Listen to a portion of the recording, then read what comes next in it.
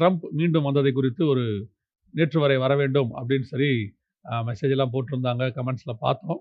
இன்னைக்கு அதை பத்தி தான் மிக முக்கியமாக நம்ம பார்க்க போகிறோம். ட்ரம்ப் 2.0, அதாவது 2வது முறையாக ட்ரம்ப் வந்திருக்கிறார். இதுக்கு பின்னாடி என்னென்ன மாற்றங்கள் நிகழத் தொடங்கி இருக்கிறது, நிகழப் போகிறது என்பதை குறித்து தான் நாம் பார்க்க போகிறோம். வாங்க நிகழ்ச்சிக்குள்ள போலாம். முதலாவதாக ட்ரம்ப் வந்த உடனே நீங்க பார்த்தீங்கன்னா, நான் ரொம்ப ஆச்சரியப்பட்ட ஒரு விஷயம். அதாவது வேதத்துல சாலமோனை அபிஷேகம் பண்ணின உடனே, அதாவது தாவீது சொல்லுவாரு, சாலமோனை ராஜாவா மாத்துங்கன்னு. அந்த வார்த்தையை சொன்ன உடனே அத்தோனியா பயப்பட்டான்னு இருக்கும். அந்த அபிஷேகத்தினுடையதான ஒரு பவர் அப்படிங்கிறது அதான். ஒரு ராஜாவா அபிஷேகம் பண்ணாலும் சரி, ஆசாரியனா அபிஷேகம் பண்ணாலும் சரி. ஒரு ராஜாவை கர்த்தர் ஏற்படுத்துகிறார். ஒரு ட்ரம்ப்ப அவர் இன்னும் பதவி ஏற்கவே இல்ல.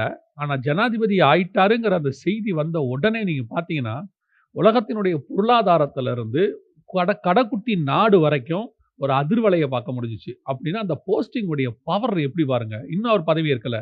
ஆச்சரியப்பட்டேன். ட்ரம்ப் வந்தாருன்னே மத்திய கிழக்கு நாடுகள் வேற மாரி மாறுது. இந்தியா வேற மாரி மாறுது. சைனா வேற மாரி மாறுது. ஒவ்வொன்னும் ரெசல்யூஷன் வேற வேற மாரி எடுக்குறாங்க. என்ன வித்தியாசமா எல்லாம் போயிட்டே இருக்குது. அது ட்ரம்ப்னாலயா இல்ல அந்த பதவினாலயான்னு பார்த்தீங்கன்னா, முக்கியமா அந்த பதவினால. ஆனா அந்த பதவிக்கு வந்த ஜோ பைடன் வரும்போது இப்படி நடக்கல. ஆனா ட்ரம்ப் வரும்போது அவ்வளவு பெரிய அதிர்வலைகள் ஏற்படுகிறது. அப்படின்னா அந்த பதவியும் சரி, அந்த பதவியில் இருக்கிறவரும் சரி, எப்படிப்பட்டவரா இருக்கிறாருங்கிறது ரொம்ப முக்கியம். ட்ரம்ப் 2வது முறை வந்திருக்கிறார்.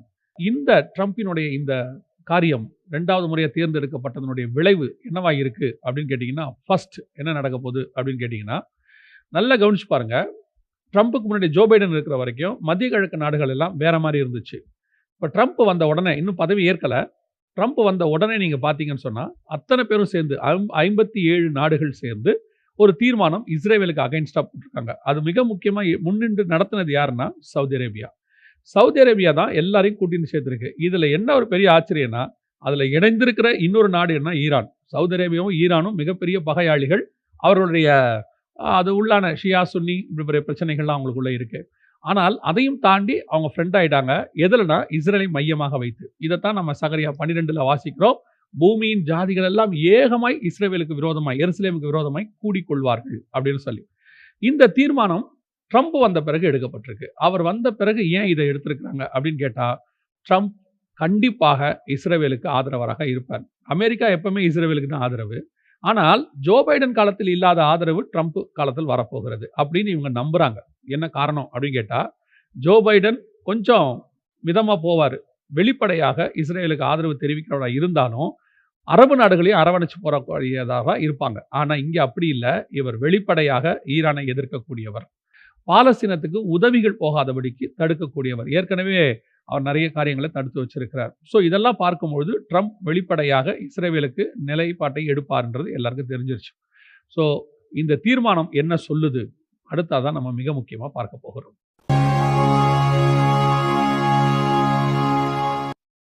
இந்த 57 நாடுகளுடைய தீர்மானம் என்ன சொல்லுது அப்படின்னு கேட்டீங்கன்னா, இஸ்ரேல் உடனடியாக போரை நிறுத்தணும். இது சாதாரணமா எல்லாம் சொல்லக்கூடியது தான். ஆனால் அதை விட மிக முக்கியம், இஸ்ரேல் தான் போன இடங்கள்ல இருந்து, அது மேற்கு கரையாக இருக்கட்டும், அல்லது காசா பகுதியாக இருக்கட்டும், லெபனானாக இருக்கட்டும், எல்லாத்துல இருந்து இமிடியேட்டாக வாபஸ் ஆகி அதை திருப்பி அவர்கள் கையில கொடுக்கணும். இது சாத்தியம் இல்லை.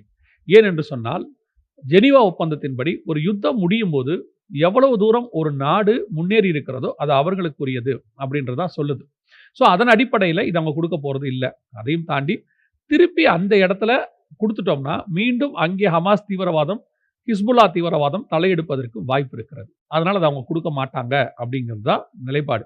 இது உண்மையா நடக்குமா அப்படின்னு கேட்டா, இப்போ இஸ்ரேலுக்கு ராணுவ அமைச்சராக, வெளியுறவுத்துறை அமைச்சர் இப்படிலாம் நிறைய பேரை மாற்றி இருக்கிறார் நெத்தன்யாகு. அவங்க என்ன சொல்றாங்க அப்படின்னு கேட்டா, 2025ல ஆக்கிரமிப்பு பண்ணப்பட்ட, அதாவது இந்த மேற்கு கரை காசா பகுதி, இந்த மேற்கு கரை அந்த பகுதியிலன்னா தங்கள் வசம் அனெக்ஸ், அதாவது இஸ்ரேல் வரைபடத்துக்குள்ள அவங்க கொண்டு வர போறோம் அப்படின்னு அனௌன்ஸ் பண்ணியிருக்கிறாங்க. அது பாலஸ்தீனா எல்லைக்குள்ள யூஎன்ல கொடுக்கப்பட்ட வரைபடத்தில் இருந்துச்சு. அது ஏற்கனவே இஸ்ரேல் தன்னுடைய தான் சொல்லிக்கிட்டு இருக்கு. இப்போ வரைபடத்துக்குள்ள அதை கொண்டு வர போறாங்க. ஸோ மீண்டுமாக இந்த பிரச்சனை சால்வ் ஆக போகிறது இல்லை என்பது தெளிவாக தெரிஞ்சிருச்சு. 2025ல அது எங்க வரைபடத்துக்குள்ள இருக்கும் அப்படின்னு அவங்க சொல்றாங்க. இந்த 57 நாடுகளுடைய தீர்மானத்தில் இதுவே முதல்ல முடிஞ்சிருச்சு.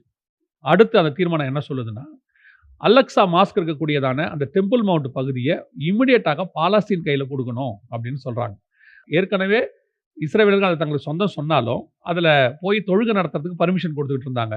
இப்போ இந்த போன அக்டோபர் 7 அங்கே ஏற்பட்டக்கூடிய மிகப்பெரிய மாற்றம் என்னன்னா, இஸ்ரேல் போய் இப்போ அங்கே 3வது தேவாலயத்துக்கு ஆராதனைக்கு என்னென்ன செய்யணும் அப்படிங்கிறதெல்லாம் இப்போ அவங்க ப்ராக்டிஸ் பண்ண தொடங்கிட்டாங்க அந்த இடத்துல. அதாவது வரப்போகிற ஆலயத்தில் நாங்கள் என்ன செய்ய போகிறோம் அப்படிங்கிறத அவங்க அங்கே அதே இடத்துல செய்ய தொடங்கிட்டாங்க. ஸோ பிரச்சனை இன்னும் பெருசாய் போய்கொண்டே இருக்கிறது. இதுதான் நாம் ஆரம்பிக்கும் போது சொன்னது, அந்த இடம் அவர்கள் கையில் எடுப்பார்கள், அங்கே அவர்கள் ஆலயத்தை அவர்கள் கட்டுவார்கள் என்று சொல்லி. இப்போ இந்த பிரச்சனை அதிகமாயிட்டு இருக்கு. இதில் ட்ரம்ப்புடைய வருகை என்னவா மாறும்? ஜனவரி மாதம் அவர் பதவியேற்ற உடனே இந்த யுத்தம் சமாதானத்துக்கு வந்துடும், எல்லாம் சால்வ் ஆயிரும் அப்படிங்கிறாங்க. இந்த இடம் அவங்க கைக்கு வராமல் இந்த யுத்தம் நிற்காது. ஒருவேளை ட்ரம்ப் வரும்போது அந்த இடத்தை இவர்கள் கையில் கொடுக்கலாம். அதற்கு முன்பதாக அந்த இடத்துல இருக்கக்கூடிய அந்த மாஸ்கை அகற்றுவதற்கான வேலையை இவங்க செய்யலாம். அதற்கு ட்ரம்ப் உத்தரவு கொடுக்கலாம். எது வேணாலும் நடக்கலாம். இன்னொரு பெரிய விஷயம், அடுத்து இதில் மிக முக்கியமான மூவ் என்னன்னு கேட்டிங்கன்னா, ஈரானுடைய அணு உலைகளையும் ஈரானுடையதான ஆயில் எண்ணெய் வளமிக்க இடம் அந்த இடங்களையும் தாக்கக்கூடாதுன்னு சொல்லி தான் ஜோ பைடன் இஸ்ரேலை தடுத்து வச்சிருக்கிறார் இது வரைக்கும். ஆனால் அப்போவே அணு உலைகளை தாக்க சொல்லித்தான் ட்ரம்ப் சொன்னார்.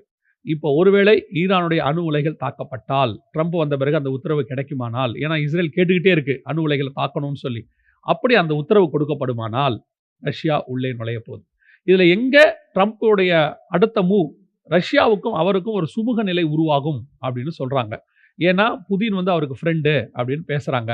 இது என்னவாய் முடிய போகிறது? அதுதான் நம்முடைய அடுத்த பாயிண்ட்.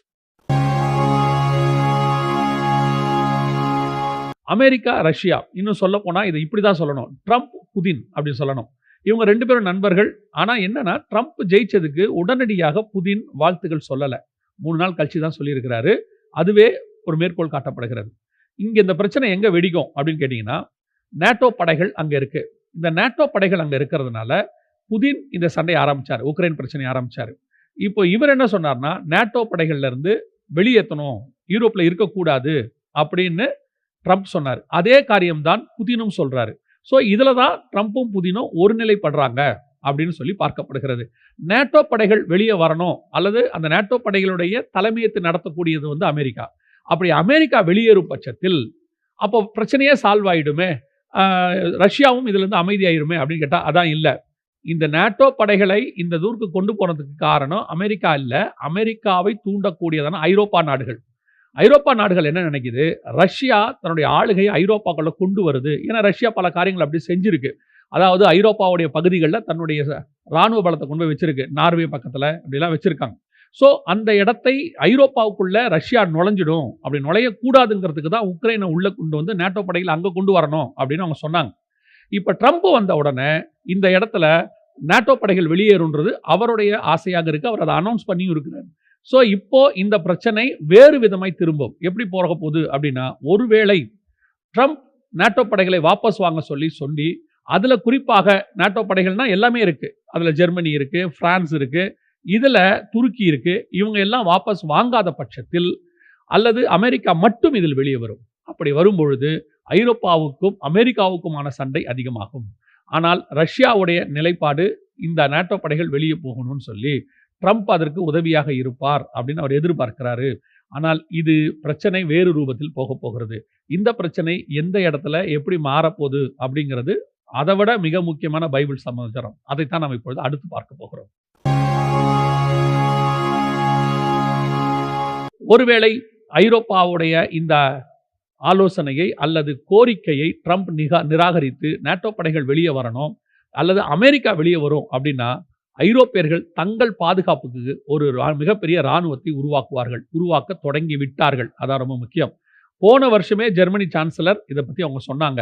இப்போ மீண்டும் ஒரு காரியம் சொல்லப்பட்டிருக்கு, நம்முடைய பாதுகாப்பு நம்ம கையில் தான் இருக்குன்னு சொல்லி.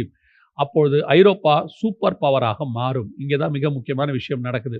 ஐரோப்பா சூப்பர் பவராக மாறும் பொழுது அந்த ஐரோப்பாவுக்கு சூப்பர் பவருக்கு ஒரு தலைவர் வரணும். எப்பவுமே நல்லா கவனிச்சு பாருங்க, செகண்ட் வேர்ல்டு வார் முடியறதுக்கு முன்னாடி வரைக்கும் அமெரிக்கா வார்லேயே இல்லை. அமெரிக்கா எதையுமே செய்யலை. அமெரிக்கா நார்மலாக ஓரமாக தான் இருந்துச்சு. பேர்ல் ஹார்பர் தாக்கப்பட்ட பிறகுதான் ஜப்பான் மேலே அமெரிக்கா குண்டு போட தொடங்குச்சு. அந்த குண்டு போட்டதனுடைய விளைவாக தான் அமெரிக்கா சூப்பர் பவராக மாறிச்சு. ஒரே 2 குண்டு தான் சூப்பர் பவராக மாறிடுச்சு. அதுக்கு முன்னாடி எக்கானமில அவங்க ஸ்ட்ராங்கா இருந்தாங்க. அதுக்கு முன்னாடி இருந்த எக்கானமி இங்கிலாந்து வீக்கா இருந்துச்சு. இப்ப நல்லா கவனிங்க. அமெரிக்கா எக்கானமில வீக்கா இருக்கு. இப்ப ட்ரம்ப் வந்த பிறகு இன்னும் வீக் ஆகும்னு சொல்றாங்க. ஏன்னா ட்ரம்ப் பிசினஸ்மேன் ஸ்ட்ராங் ஆகும்னு எதிர்பார்த்தா, ட்ரம்புக்கு விரோதமாக எல்லாருமே அரப் நேஷன்ஸ், யூரோப்பியன் யூனியன்லாம் வரதுனால, மீண்டுமாக அங்க எக்கானமி டவுன் ஆகுன்றாங்க. அடுத்து சூப்பர் பவராக யூரோப்பியன் யூனியன் மாறும். அப்படி மாறும் பட்சத்தில் அடுத்த வல்லரசாக யூரோப்பியன் யூனியன் தான் வந்து நிக்கும். அதுல ஒரு அடையாளம் தான் என்னன்னு கேட்டீங்கன்னா, அமெரிக்காவுடையதான எக்கானமி டவுன் ஆகி அமெரிக்கன் டாலர் கீழ விழுகிறது. யூரோ மேல வர தொடங்கிருச்சு. இப்போ எல்லாமே யூரோப்பியன் யூனியன் நோக்கி திரும்ப போகிறது. ஸோ இது ட்ரம்பினுடைய வருகைக்கு பின்னால் ஏற்படக்கூடிய ஐரோப்பா மாற்றம். ஸோ இப்போ இது எல்லாத்தையும் நல்லா கவனிச்சு பார்த்தீங்கன்னு சொன்னா, இது மிக முக்கியமாக மீண்டும் அதாவது ஜோ பைடனை விட வேகம் எடுக்கிறது 3ஆம் உலக யுத்தத்துக்கும், அதை ஒட்டிதான 3வது தேவாலயத்திற்கும், அதை ஒட்டி வரக்கூடிய வல்லரசுக்கும், அந்தி கிறிஸ்துவினுடையதான எழுச்சிக்குமான மிக முக்கியமான ஒரு மூவ் இந்த ட்ரம்பின் மூலமாக அப்படியே அப்சைட் டவுனா மாறப்போகுது. நம்ம எல்லாருமே என்ன நினைக்கிறோம்னா, ட்ரம்ப் வந்தா கிறிஸ்தவர்களை பொறுத்த வரைக்கும் ட்ரம்ப் வந்தா அங்கே ஒரு நல்ல ஆட்சி வரும் அப்படின்னு நம்ம நினைக்கிறோம். ட்ரம்ப் வந்தபோது இஸ்ரேலுக்கு தலைநகராக எருசலேம் அனௌன்ஸ் பண்ணப்பட்டது 2017 லாஸ்ட்ல 2018ல. ஆனால் இந்த முறை ட்ரம்ப் வந்தது அடுத்த தேவாலயத்திற்கான இடத்தை வாங்கி கொடுப்பதற்கு.